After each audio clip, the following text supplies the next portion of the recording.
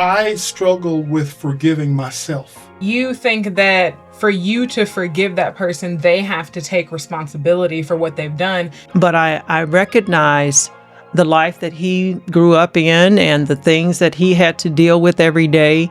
And so I could show him grace. Weaknesses hide in the shadows of our strength.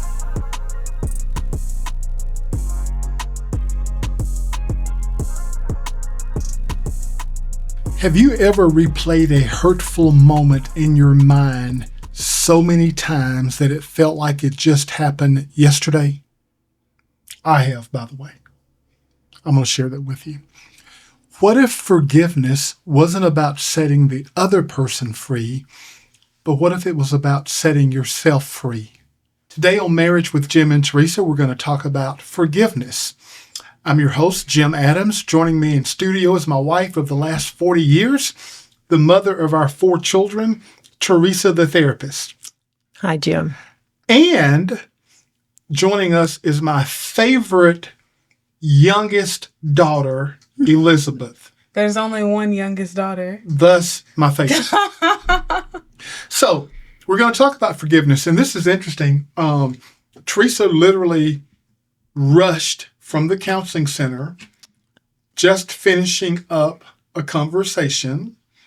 So she's right out of counseling and now counseling again with our audience. Well, it's not really counseling. I told you it's not to replace counseling. You did say that. Yeah. You said this is that this is not meant to replace therapy, right. Although it can These be are therapeutic. Yes. But we don't want to make you avoid or eliminate the whole idea of reaching out to spend time with your personal therapist. Absolutely. Hey, a couple of housekeeping things. I always like to get right into it, but a couple of things. We want this show to be our show. So what does that mean? In the comments, get active.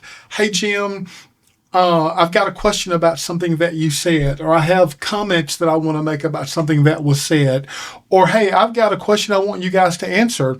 I don't think we've missed answering or responding to any comment in the comment.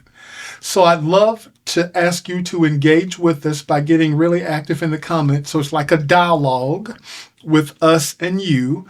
And also, we would really appreciate if you like, share, and subscribe to the show. All right. Having said that, how do you want to get us started? Forgiveness. So the purpose of this forgiveness or forgiveness journey is to help you move from the weight of resentment and unresolved pain toward freedom, peace, and emotional well-being. So that's where we want to go. Forgiveness is not about excusing the hurt or the hurtful behavior or forgetting about it. It's more about releasing the hold that the past has on you. Does that make sense?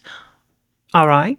You used to say something about Tony Evans. Say that. I like that. Well, I didn't remember who said it, but I think I don't know if he said it, but anyway, yeah. I think that's the first time I heard it. So one of the things I say about unforgiveness is unforgiveness is like drinking poison and hoping it kills your enemies. Which that doesn't make any sense. Obviously, that's not how it works. So you think by not forgiving somebody that you're punishing that person, right? But actually you aren't. Right. And in many instances, the person that you think you're punishing, they don't even know you're they're not even mad at you. Or they don't know you're mad at them. But I feel like that's more of a problem of communication. Okay. So they don't know that they may not know that they've wronged you. It certainly doesn't occupy the space in their mind like it's occupying in your mind. They, in many instances, have moved on. Mm-hmm. So, that's why I say unforgiveness is like drinking poison and hoping it'll kill your enemy. Along those lines, Dad, I'm going to take a page out of your book. Because we have a lot of definitions for a lot of different things today. We make up our own things. We make up our own words. Everything is made up these days. Well, that's not true, but we make up a lot of things today and we give words new meaning. So I think if we're going to have this conversation about forgiveness, it's really important that we define what exactly is forgiveness. What do we mean when we talk about forgiveness? Okay. What do we mean? So I think that forgiveness is a conscious choice. It is not about acting like nothing happened. It's not about minimizing the impact of that person's actions. It is a way for you to choose to release that resentment, release that bitterness, and even release that desire for revenge, which that can sometimes kind of be me, even when the other person was wrong and this is painful for you. Yes. I think that's part of it. What else would you say, Mom? So I would just say, think of forgiveness as you're setting down a heavy backpack you've been carrying for many years. So you're taking it off, you're letting it go.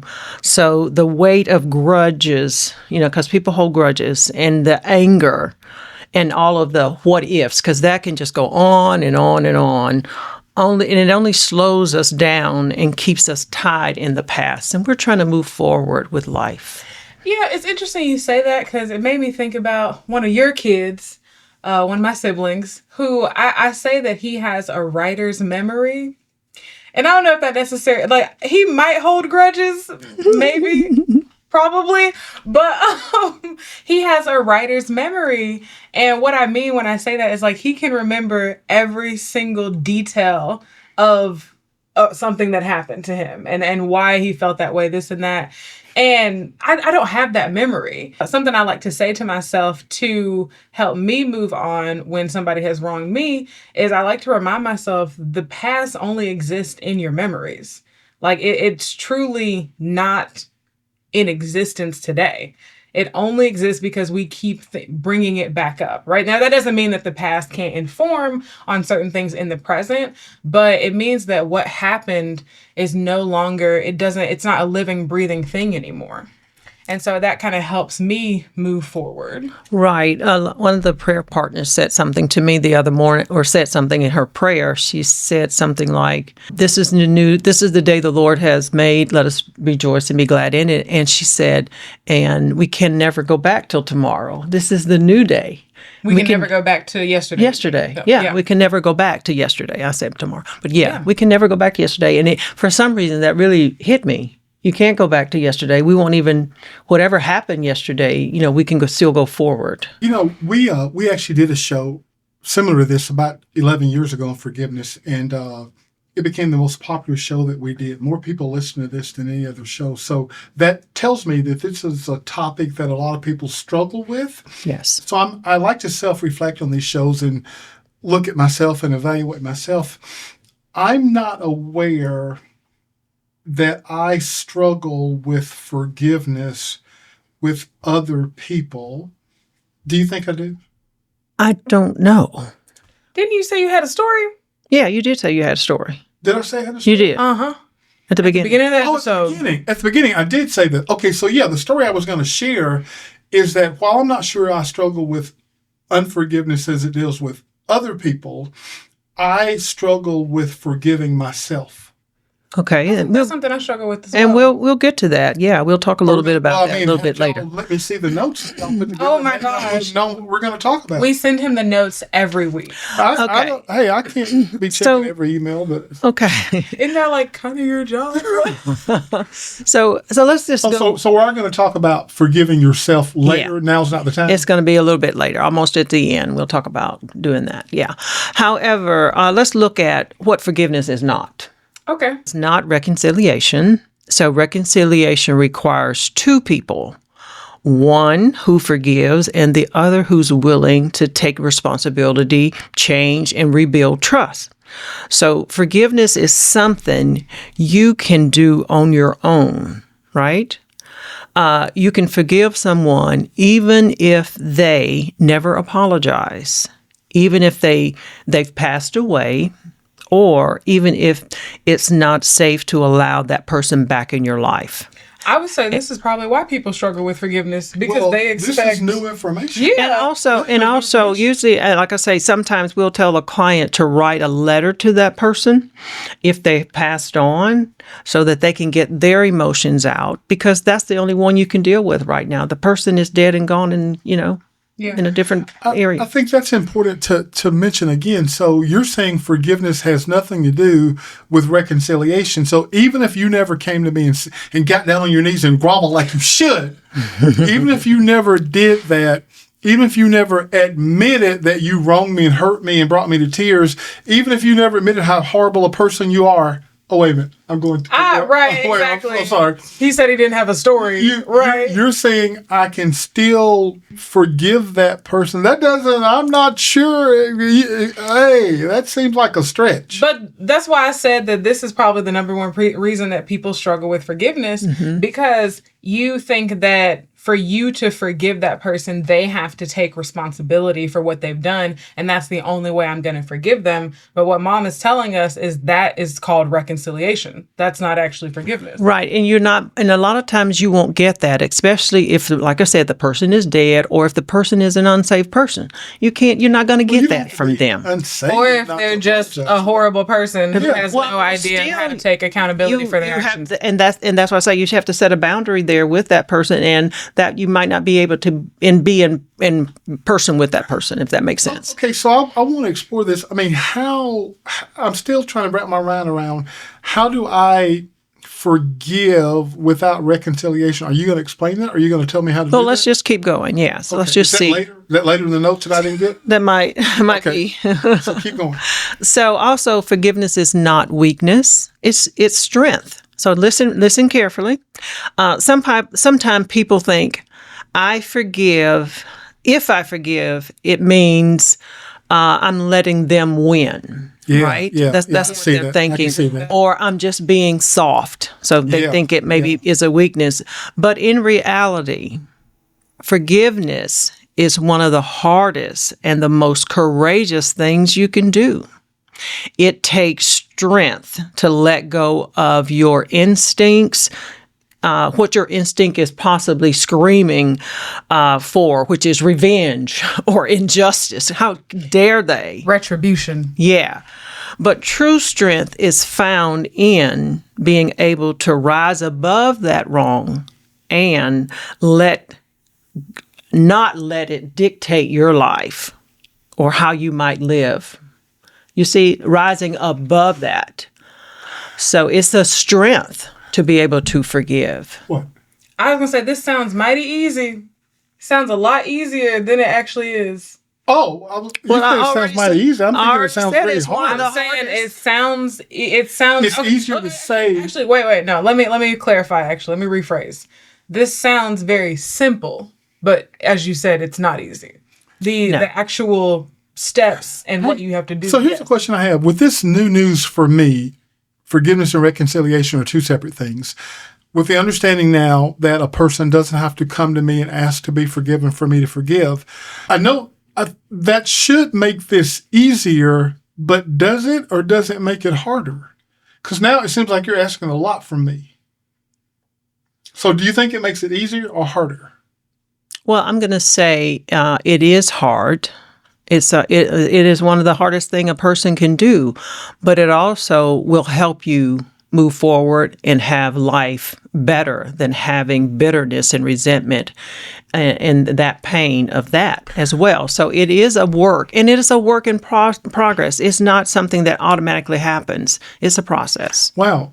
Well, hopefully this is freeing, because I can just think, let's say someone abused you physically, emotionally, verbally. Let's say somebody abused you, somebody hurt you, somebody really, really did you wrong, not the little petty stuff, that we tend to make big stuff, but I mean really, really big stuff. And now that person moves away, divorces you, dies. You never see that person again.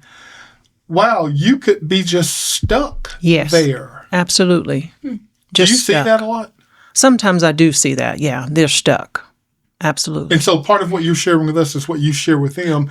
Okay, forgiveness and reconciliation are two different things. So you're looking for this to happen, which may never happen. Mm-hmm. And then plus you have no control over it. Right. Here's what you can control right here. That's right. So you can move to forgive this part without this part. And like I say, it is a choice to do that. It is a choice to forgive.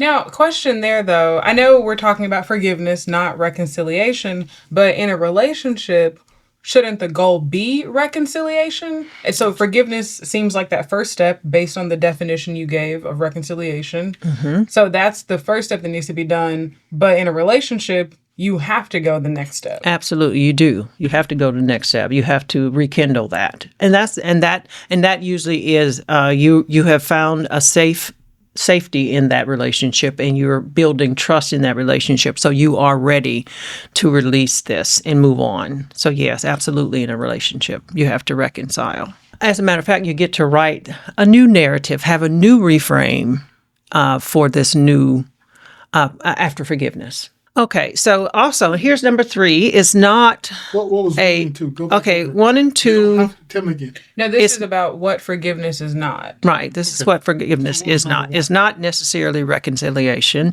It's not weakness. It's strength. Okay. And this next one is it's not a one-time emotional switch.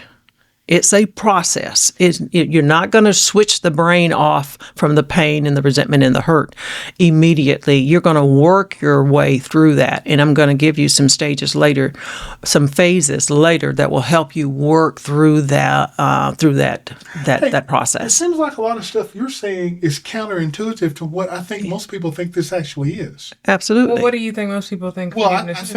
I think a lot of people, I'd love to hear from you in the comments. I think a lot of people think forgiveness is a one-time thing. I think, it's a one-time choice. I guess you could say that. but I think they may even struggle with, I can imagine me struggling with when I talk about not forgiving myself, how there's a one-time decision that I make to move on, but then it comes up over and over again. I didn't realize that's part of the process. That is part of the Yeah. It process. was like, oh my gosh, I'm dealing with this again. Or I thought it was like, well, maybe I haven't forgiven them. Yeah. But Well- you're saying, yeah, go ahead. Well, I'm just saying that the brain doesn't switch off like that, and you know that. Let's just say you get burned on the stove. You get your hand off the stove, But the impact is still there, and Yeah. it has to go through a process of healing and getting better, and then it's gone. So yes, that's like forgiveness. It's going to take a while. The brain just doesn't switch off and say, "I forgive you. Everything is good." But again, I think, or not but I'll say again, I think Dad's right about how that can be kind of freeing, because then it means if you're struggling with I would say, I don't know if there's like a final forgiveness, but if you're struggling with getting to that point where you release it, Yeah. then I think, so can you So, forgive without releasing? Is it like you make the decision to forgive? When we get to the phases, you'll see at the 4th phase, you're going to begin to look at that person in a different way. And that's what we're going to get to. Okay, so Mom, I know you keep saying it's coming later, but I think this is a good time for us to talk about the phases of forgiveness because I have questions. Okay. All right. So let's go to the phases. So Dr. Robert Enright and his colleagues came up with the 4 phases of a model. It's called the Enright Forgiveness Process Model.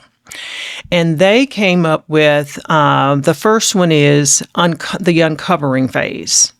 And then the second one is the decision phase, the work phase, and then the deepening phase. So we're going to go through those phases and talk them through so that we can have an idea of how to get started with forgiveness.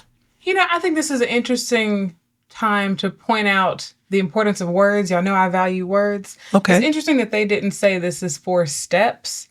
Because I think steps, to your point, Dad, it implies short. that steps are short. It implies these are phases. It implies it's something very like immediate, almost, right? You take a step, it's done. Good job, but Dr. Enright. Yeah, Mama. But a phase takes more time. It implies that this is going to take you more than just a day, more than just a moment, right? More than a moment, more than an hour, more than a day. Okay, so let's get into these 4 phases with the uncovering phase. Okay, the uncovering phase, you're becoming aware of the negative impact, the offense, how it has had impact on your life. So you're really looking at how is this affecting me? Facing the reality of your pain rather than just burying it, right? Okay. So here's an example. Really important. Oh, go ahead. Okay. I realize my resentment is costing me peace, sleep, and joy. I realize my resentment is costing me peace, sleep, and joy. Okay, I understand that because maybe in terms of my inability to be self-reflective, maybe I don't understand the impact that my unforgiveness, because I'm trying to hurt you, not me. Last time I'm trying to do is hurt me. Right. So I'm Right. trying to harbor this unforgiveness to punish you, but maybe I don't realize, and this is what you encouraged me to do in the uncovery phase, is to look at how this has impacted me. I understand what you're saying, Teresa. Absolutely. How it's physically impacting you. I think that can be one of the first signs that you feel. I think sleep could be one of the first things that you notice. Yeah, when something is happens. going on. Yeah. Something is happening, and I gotta deal with it. Okay, so that's part of the uncovery phase. Uncovering phase. Uncovering phase. Okay. The next phase is the decision phase. Okay. And then you're making an intentional your word, and some of a lot of people word you're making an intentional choice to forgive, even when emotions don't align yet. So I'm not feeling it, Oh, yeah, I see. but I'm making a choice understand. to forgive. Okay, so that's a big thing that I think we want to emphasize, is that I don't feel any different, but I've actually made a choice to start the process of moving on. But I should not be alarmed when immediately I don't feel it. It reminds me of when people come to Christ. Hey, so I made a decision to give my life to Christ. I just got up from praying. Now, oftentimes Some people can. there's a tremendous difference, but other times you feel the same and you wonder if anything has happened, but your whole life has changed. Right, and it walks itself out if you. Yeah. So you're saying, I'm going to have the uncovering. Man, this is really causing me problems. I'm going to intentionally decide to forgive. What's next? Well, before we go to the next phase, let's keep going. because I think it's interesting that the decision phase is the second phase, if not the third or the fourth That phase. is interesting. Yeah, it's the second That is phase. interesting. See, it's something about. You're providing a lot of insight. I have my doubts about you being here in the studio. Hey, I might leave. But the insight you would be forgiven. But the insight that you're providing is really good. Absolutely. They said the younger generation was going to Who is the they, first of all? Yeah. If anything, the younger- younger generation is going to save the world. No. The younger generation is so insightful and so wonderful. You know why? Mental health. I do think they're so insightful and so wonderful. Anyway, so let me just stay right here on the decision phase. So you have made an intentional choice to forgive, even though the emotions don't align yet. It's an act of the will, often rooted in values, faith, and a desire for freedom. So one of the key points here would be forgive is first a decision before it becomes a feeling. You know, this reminds me of for people who have businesses or your goal setting, a lot of times you'll set that goal and what it does to your brain is it tells your brain this is what we've decided to do, and your brain, because your body is not here to hurt you, it's here to help you. So it's it's actively now trying to decide how to make this happen. So you've decided you want to forgive. Now your brain starts to go to work. So since you make that analogy, goals should have deadlines. Goals should be written down. Is that part of what you're going to encourage us to do? Well, it depends on sometimes. Should we be writing stuff out? Sometimes it is good to write out. Okay. I choose to forgive so-and-so for this. It's a good thing to write that out. Describe it. You mentioned earlier writing a letter. Are you going to mention that any more about that? Well, I wasn't, but you can. When you say writing a letter, you mentioned that earlier. Let's say I'm writing a letter to you. The person can be alive or passed away, but mainly it's when the person has passed away. They're not in your presence anymore, but you need to get those emotions and feelings out, so you write a letter. But whether the person's living or dead, well, I guess let's talk about living. You're not writing a letter that you're going to, I think you're going to say, you're not writing a letter you're going to send. Absolutely Or writing not. an email you're going to send. Mm-hmm. This is a letter for you. Right. So I'm writing a letter to you that I'm not going to send to you to help me. Right. It's like a journal entry, but it's in letter form. Yeah, absolutely. All right. So for those of you who heard us say that earlier and wrote the letter and sent it. No, we don't want to send it. No. Well, we need to complete. You need to hear it all before Okay. you Yeah, start don't do the anything to the process. show, though. Just sit right, just hold right there. So Okay. we have the uncovering phase. Mm-hmm. We have the decision phase. decision phase. And now this is the work phase. So you're actively reframing the situation. So you're seeing the offender as a flawed human being, yeah, rather than just through the lens of the hurt. I think when I want you have to look to at that. see the Yeah. when you have to talk when mom talks about seeing them as a flawed human, okay, you said I already know that, but I think it's deeper than that. You know a version of that person, or you know the person that you've come to see, and you, whether a lot of times we do this unconsciously, we make determinations, set rules, set things in our brain about who people should be based on who they've been. And so because of that, it's almost like you have to remind yourself in this phase, hey, this person is flawed, meaning even your expectations of them, they're not always going to meet. Okay, I understand. That helps. That Okay. helps. It's kind of like my approach for coping with people in traffic.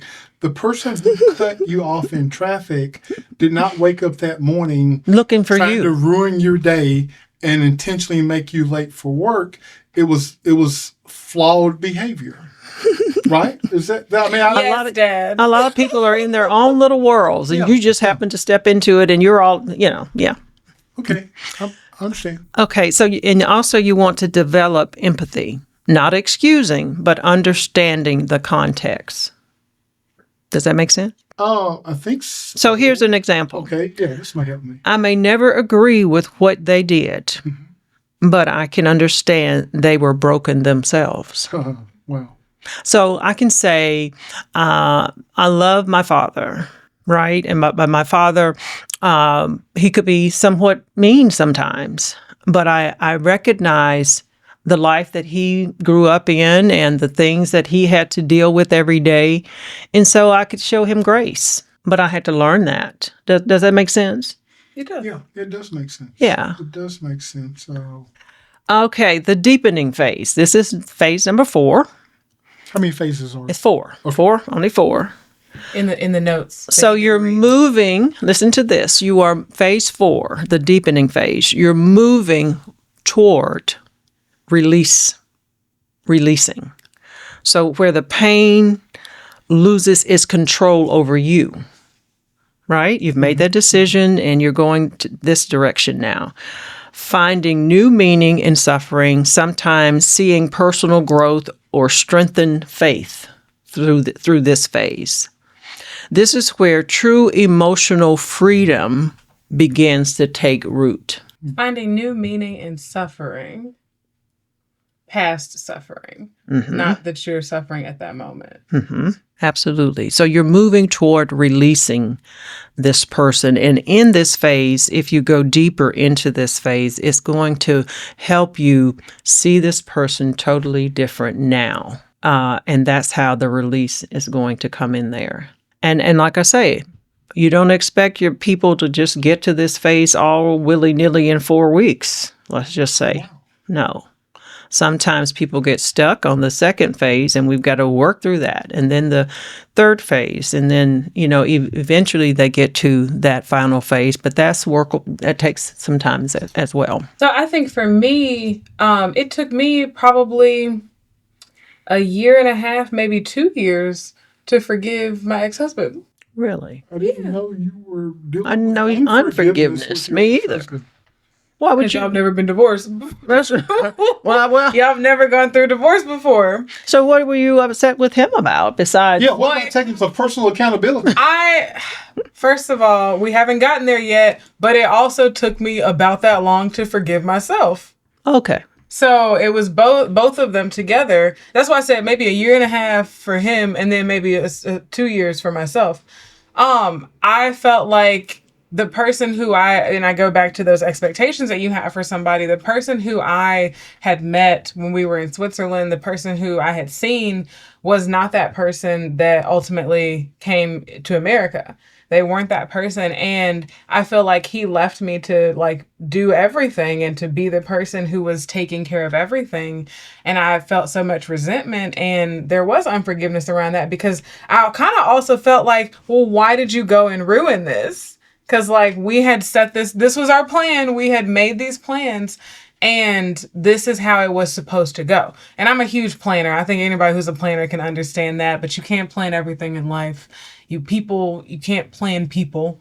So, it took me a very long time to just overcome all of those feelings and ultimately forgive him, understanding that he did have a very difficult childhood and a very different childhood to mine. Understanding that he, gave up a lot to come here to a new country and to start his life over.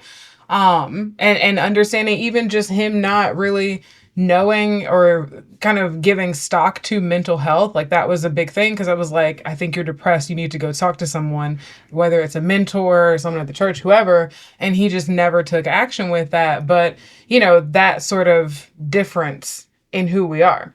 And then because we haven't talked about forgiving yourself, but I think I was the hardest on myself. So you talk about taking accountability. I took a lot of accountability for just even what led up to us getting married and all of the things that I ignored. And then when you realize the things that you've ignored, you have to ask yourself, well, why did I ignore those things? What did I think about myself back then? I don't think anybody really talks about the lack of trust that you feel after a divorce. And it's you trusting yourself. It could be trusting other people, but for me, it was trusting myself. Mm-hmm. Well, thank you for sharing, sweetie. Have I not told you about this? No, you haven't. I probably just wrote it in my journal when I talked about therapist. So let's talk about forgiving yourself. Just because Elizabeth said she took a while to forgive herself. So let's just go into doing that. Forgiving yourself is often harder than forgiving others. It is. Absolutely. Yeah, it is harder. You want to start that over? Yes. Okay. Many people find that forgiving themselves is actually harder than forgiving others. When someone else hurts you or hurts us, we can choose whether we can let go of their offense, right? But when when we hurt ourselves or hurt others, we live inside of that memory every day. Does that make sense? It does. That makes sense. Well, it goes back to what I said, where it's like the past only exists in your mind. Right. And we can't escape ourselves. Yeah, we can't escape ourselves. You can get away physically from other people. You can block people, cut them off, whatever it is, but you can't ever get away from yourself. That's right. That's right. And then you're often met with a lot of difficult questions when that comes up. So I understand that. Yes, yes. You might forgive a friend, like I say, for a mistake, but when it comes to your own failures, you replay that sometimes. You just it goes over and over like a movie in your mind. Mm-hmm. So we have to stop it. I think it also comes down to, I hold myself to a higher standard That's than exactly other people. That's exactly right. Other people. Right. And this is my, getting over perfectionism, mindset. But I expect other people to not be the best or to let me down or whatever it is. And I don't say that to sound crass or I don't know. I don't say that to be negative. I just say it to say I understand that people are flawed, but for some reason when it comes to me, it's no, we set this plan, we're going to do this and it's going to happen and everything's going to go great and you're going to do exactly this is going to work out this way. And you have that whole just path. Cause that's, you remember we were talking about strengths being weaknesses? Yeah. This is something that I do in business is I do a lot of strategy. So I take a whole bunch of different pieces from everywhere and then I formulate them into a strategy that we can now walk down this path and take something from idea to execution. But you can't do that with people. You can't do that with your life. And I think that's why for me, I struggle with that because again, I'm well, this is what we said we're going to do. This is how we saw this going in our mind. And when that doesn't happen, I feel like it's because I didn't work hard enough or there's something I could have done differently. And I think that's where that struggle with self-forgiveness comes in. Yeah, I can see that. I totally understand that. And the expression that you and I talk about often is that weaknesses hide in the shadows of our strength. So something that is a strength for you. The fact that you are a hard worker. You have laser focused listening. You have laser focus. I would say that's an example. I am laser focused. So that's, for the most part, a strength, but it can become a weakness when I don't pause my laser focus to devote my focus to something else that may need my attention at the moment. Yeah.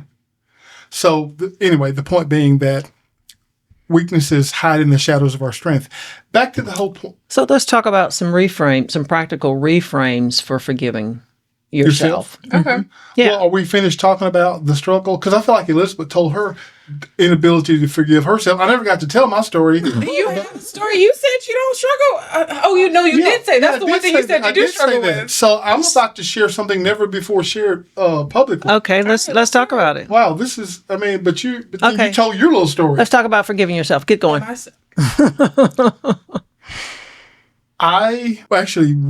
But hey, everything that goes on here, I say I. Okay. And here's what I mean. In this relationship, in this marriage, in this family, as the leader of this family, when things go wrong, I take the approach, it's my fault / responsibility, no matter how we got here. So we made a decision that rather than relocate some years ago, I was going to leave the job I had. I'd been there for maybe 20 years, and it was an amazing opportunity, kind of blending being self-employed with working for somebody. It was an amazing opportunity, a high income position. We talked about it and made the decision that we were going to leave rather than move. We took our life savings at the time and opened a real estate investment business. Our first purchase, we bought the 70 houses. And from the next 7 years, we bought and sold some 400 houses. Mm-hmm. Grew it from just the two of us to 20 full-time employees. And then we lost everything. So when in the way we had it structured, I filed bankruptcy, you didn't. But so that was 2009. Mm-hmm. I think about that almost every day. Mm-hmm. Have I told you this? No, I didn't know you thought about it every day. I thought about it every day. Had released it. And I'll tell you something funny, that when I think I have gotten over it, mm-hmm. I can be watching a show, and on the show somebody is evicted from their home, or somebody has a car repossessed, or somebody has something that triggers that memory, mm-hmm. and it makes me cry. Really? It makes me cry. So the pain from that mistake is still there, even though when I say we moved on, I mean physically we've moved like 1,000 miles. We have moved on physically, but emotionally, I have never let that go. Okay. I feel like it was my responsibility. I let us down. And I've even had friends who were in the business at the same time say to me, I'll tell you how deep this was. A person said to me once, Jim, practically the entire real estate market crumbled. Mm-hmm. I mean, billion-dollar corporations went under, right? The whole industry was changed. And when that person said that, it never crossed my mind that a real estate crisis took place. That's exactly what happened. Dad, what do you mean? You know it happened. Well, that's what was going on. No, I don't know. Well, I know, like big picture, no. Knowledge. Okay. But in terms of knowing, no. I never said to myself, hey, Jim, that's my name. Hey, Jim, you know that a whole industry kind of like crashed, and maybe that had something to do with your situation? That never crossed my mind. You know why? Because this is on me. You felt like there was something you should have seen or could have done or could have changed so that we weren't affected. Yeah. I mean, because it cost us everything. We lost our home. We had cars we possessed. We sold family heirlooms that to this day cannot be replaced. Right. We did. You had just started college. No, it was before. It was before you started. This was in high school. Because it, I now remember, because it led to conversations like, how am I going to pay for college? Yeah, so I was early in high school, and I think, are we saying the other kids' names on here? No, we don't need to say that. My older brother, not the oldest, but the one who's like a year and a half older than me, because we're trying to respect their privacy. They're not camera people like us. So I remember like the experience, and we've talked about this, me and the one, my, almost not twin, but almost older brother. We've talked about how our high school experience was very different from our oldest siblings, who are twins, and they're 5.5 years older than me, or 6.5 years older than me, 5.5 years older than him. And we talked about how, they had, I think y'all had like a banquet-esque thing at the house where all their friends came for prom. They had a car, like they had like this kind of almost like movie high school experience. Whereas, I had to get a job, and I was driving. You got to get a job? You're welcome. At the time, I had to get a job, and I also was driving like a 98 black Jetta that was like kind of broken down. And I had friends who had just gotten like Mercedes and new Hondas. Like, deal with my inability to forgive myself. Man, you're no therapist, that's for sure. Go ahead. The point I'm making by telling this story is, and this isn't on you, but everything's on me. I think we all still think about that time period because it changed every single one of our lives in a very but we don't blame you. I blame me. We don't blame you, but right. And I think at that time too, I mean, I was in high school. Like I remember, and I will forever apologize for this, Mom. I know I've apologized multiple times before, but so a few things, this happened in high school. And I remember like senior year for me, I didn't really do a lot that year, but I worked. And then I also was just like, I remember not hanging out with my friends as much. They had this whole like senior party, and I didn't go to that. I don't even remember like much of graduation. There was stuff after that. And it was kind of like I was just punishing myself because I felt like I wasn't in the position that, we'd been in before. But I did know one thing. I did tell my parents, I said, I'm going to go to college, and you guys aren't going to have to pay for it. I remember saying that to you guys. Mm-hmm. And we did make that happen. Yeah, we did. But when I got to college, remember the summer before I started freshman year, and we went to go visit, we were deciding on which college. We went to Davidson, then went to UNC. We went to Davidson, and we went to UNC Chapel Hill. Well, it's just me and Mom. Me and Mom went. You didn't come. I did go. Not for that trip, not for the visit. Okay. No. And that was another thing. It was like, you couldn't come because we didn't have the funds for you to come. It could only be the two of us. And so we went, and I just remember I stayed with like a certain roommate or whatever, but I remember being so mean to you on that trip. Do you remember that? No. You don't remember this? I felt so bad after that trip. Why were you mean to her? I just was so upset at life at that time because I was like, I wouldn't have to be here, and I wouldn't be having to do this. I wouldn't be having to accept whatever. And, I didn't understand. I think that UNC was a really great school at that time, but I just felt like my life, and I go back to my brain where it's like, I pick a path, and that's like what I see myself doing. I just did not expect my life to go that way. And I was taking it out on Mom at that time because people are like, you have those like crazy teenage years when your mother and daughter don't get along. But I don't feel like we really had that until this summer.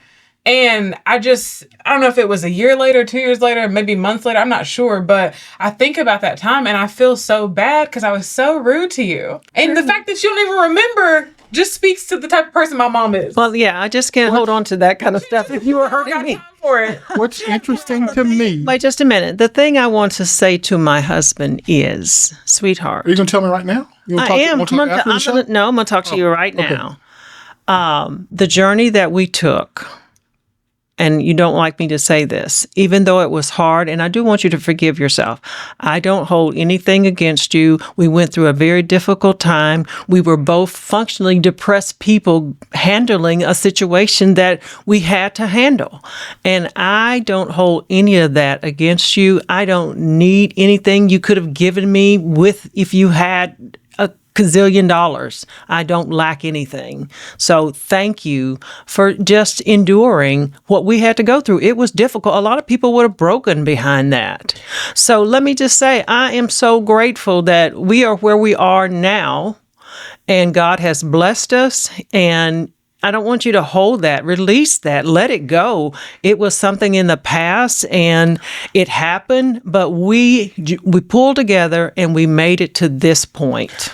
And I think that all of us as children, we became better people. Really? Yeah, because I do think there was, with maybe oldest brother, this idea that he could kind of do anything and there weren't, consequences, or he didn't have to get serious about his life. And then this happens and it's like, well, there is no umbrella. There's no cushion. There's no, you need to, to figure your life out. And I think for me, I feel like I was spoiled. And you were rotten. You say it like I actually never felt like that, but keep going. You never felt like we were spoiled. I think I don't think you were spoiled. It's a blanket statement, No, but I do think in some aspects I did expect certain things or expect things to be a certain way, and then I did not do well when they didn't go my way. That's what I mean when I say I was spoiled. Well, there's a number of lessons that we've learned from having gone through that experience that I think have made us better people, that have made us work harder for the things that we have today. And I remember Riri, my great aunt, I remember her saying to us when we had moved to that smaller house, I think in Gluckstadt. We moved to that smaller house and she said that I like this house. She's like, it feels more intimate. It feels like more of a family home. I remember her saying that. What's your point? The point that experience we made moved from the house that we had well to the smaller house that we were renting. Yes, I guess that was it. Of course, this felt more intimate. It was like half the size. But the point I'm making, that I'm trying to show you that, one, this was not on you. There was literally nothing you could have done to control it. Nothing you could have done for the market. As a matter of fact, we went to a course that talked to us about the stock market and what happened during that time. And I kind of got angry with the people behind the stock market. The big guys, because they knew what they were doing when they did it, and it just happened to fall on us. However, through that whole process, we were truly blessed in the midst of that. Let's okay, well, we've lost the content. We've lost the content. Bring it back together. But I want you to know, one, it was nothing you could have done. There's nothing you could have done. Two, nobody in this. That's just not true. But go ahead. Well, what could you have done? No, I could have made different decisions. I could have not taken every dime that we had to put into this venture. There's a lot of things I could have done. But obviously can't do it now. I can't undo it. And that's the point I'm making, though. Everything that my older brother, he likes to say, you're exactly where you need to be doing exactly what you need to be doing. And in that regard, what I mean by that is what happened is exactly what was supposed to happen, and there's nothing you could have done. Okay, let's don't confuse Romans 8:28. All things work together for good. That's what you're saying, which I agree. That part of Scripture does not say all things are good. Right. I think I've got the right Scripture, Romans 8:28. So yeah, you do. That's so. right. Let's just don't confuse. I'm not saying there weren't lessons to be learned, but all I'm saying in the context of the show is that I struggle with forgiving myself for some of the reasons that you mentioned about you having trouble forgiving yourself. It's like I should have seen this coming. I'll tell you one of the things that maybe the only thing that helped me, because I didn't think about the whole market crisis, because I didn't really use that as an excuse, right? Mm-hmm. I'm all about personal responsibility and not making excuses. But I was sitting at breakfast one morning a few years after this happened with a really big investor, in town. We were the two biggest buying and selling the most houses. And I remember sitting there with him at breakfast, and I said, hey, I gotta take my hat off to you. The fact that you came out of this unscathed is impressive. Hey, job well done. And I remember like it was yesterday, reading breakfast, Primos. And he put his fork down and he said, Jim, I lost millions. I said, what? He said, I lost millions. You lost millions. The difference was you lost all you had, and I still had more to lose. But he said, I didn't come through this unscathed. I lost millions. That's the only story, I guess it helped me put this in context, because, it's hard to balance for those of you who take personal accountability. And you've heard me say this before. You look in the mirror before you look out the window. So the first thing I do is look at me. Before I look out the window, look at what they're doing and not doing. The first thing I try to do is look in the mirror. Right. What am I doing and not doing? Right. So with that approach, who else could I blame but me? But when he said that, for the first time, I started thinking maybe there were things outside of my control. But again, all I'm saying is that's been 16 years ago. Mm-hmm. And I still haven't completely moved on. One of the lighter stories about this whole thing actually involves you. Me? Yeah. What? Yeah. So as we're about to lose everything, lose our home, cars repossessed, pawn my wedding ring to buy grocery. As we're going through all this, I'm updating everybody. Teresa and I are talking. We're updating the kids, the two that are home, the two older ones are not home. And so I'm telling Elizabeth everything that's going to happen.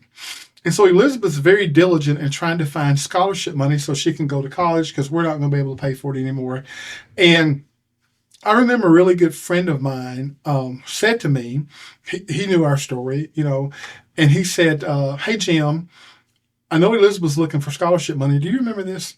And he said, do you know anything about the Gates Millennium Scholarship? Never heard of it. So he told me about it. Do you remember this? I mean, I remember the scholarship. No, you remember the story. So I came to you and I said, hey, Elizabeth, Bill and Melinda Gates have a scholarship fund where they're going to select 1,000 kids from the entire country and pay for them to go to college anywhere they want. I've never heard of this. Are you familiar with it? You remember this story? Oh, I do, because I was familiar with it. I'm telling you. And here's what you said, which told me you understood nothing. I didn't. I really did not understand. Even though I told you what was going on, you said, yeah, Dad, I'm familiar with the Gates Millennium Scholarship Fund. That's for poor people. To which I said, that's us. I thought I told you everything that's going on. I did not. That is, and the fact that you said that was the moment. That was the moment for me. That was the moment when I fully understood.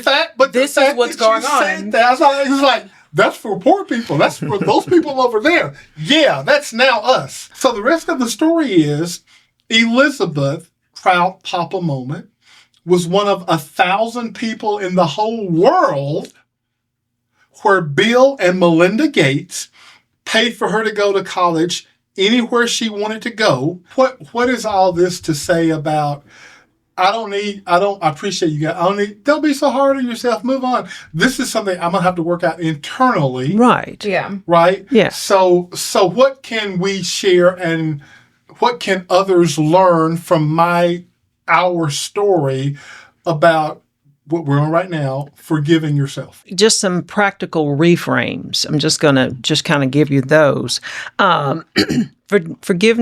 Forgiving yourself begins with reshaping the way you see yourself and your past.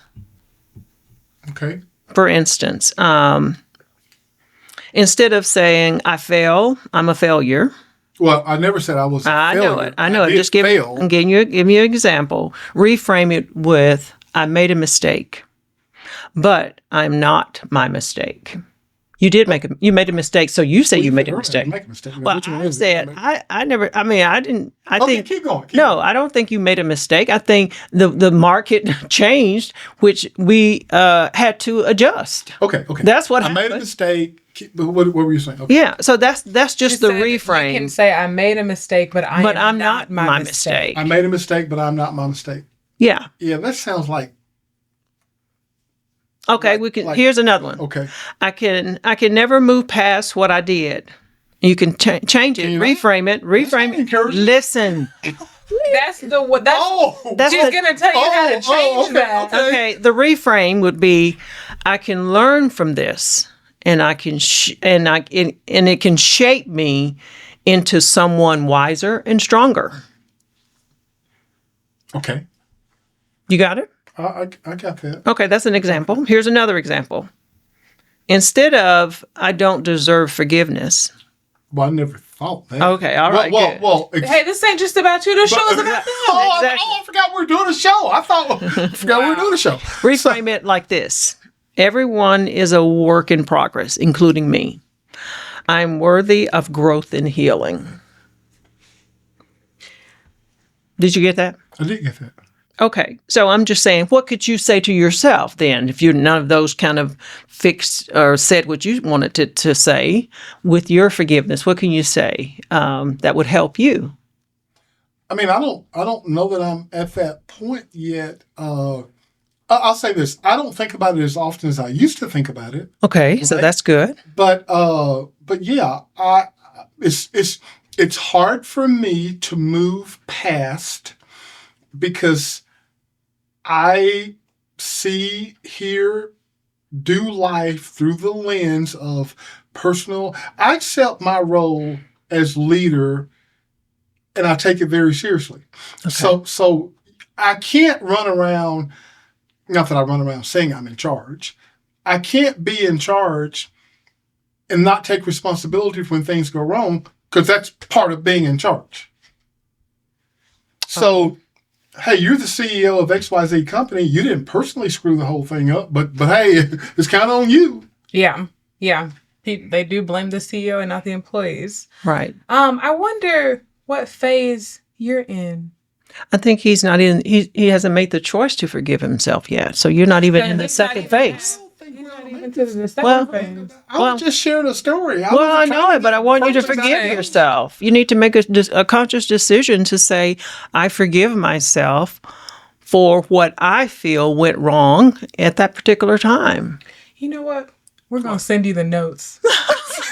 Well, I'm glad you said that. Had you sent me the notes to start with, maybe I would have understood all this. I think he's in phase one. Okay, so let's look at what does forgiveness do for us. You want to look at that? What you have here in the notes Go about ahead. self-forgiveness. Self-forgiveness is not about erasing the past. It's about releasing yourself from being defined by it. You can acknowledge your mistakes, make amends where possible, and then choose to step into a healthier, freer version of yourself. Yeah. Hey, and while we're doing this podcast, you've been asking us to restart this podcast for years. I have. Yeah. Because we started a podcast in 2014, did well over 100 episodes, 100 shows. I think we helped a lot of people, but it didn't go. And by the way, that was in the aftermath of the real estate market crashing. That was kind of our next ministry/mission that we took on. But I guess coming out of that business failure doesn't mean I'm a failure. Coming out of the business failure, and then when the podcast was so new, it was to the point where, hey, I want you to listen to our podcast. Or you mean podcasting in general was new at that Podcasting time? in general Yeah. was so new. Thank you. It was like, once you listen to our podcast, it was like that was a word being introduced into the whole English language that people didn't understand. I don't have to explain. Okay, it's an app on your phone. It's where people are talking, because it wasn't a lot of video. At least that's not how we started. I guess here's the point I'm making in terms of all things work together for good. Not all things are good. Okay. Hopefully this show helps people. Yeah.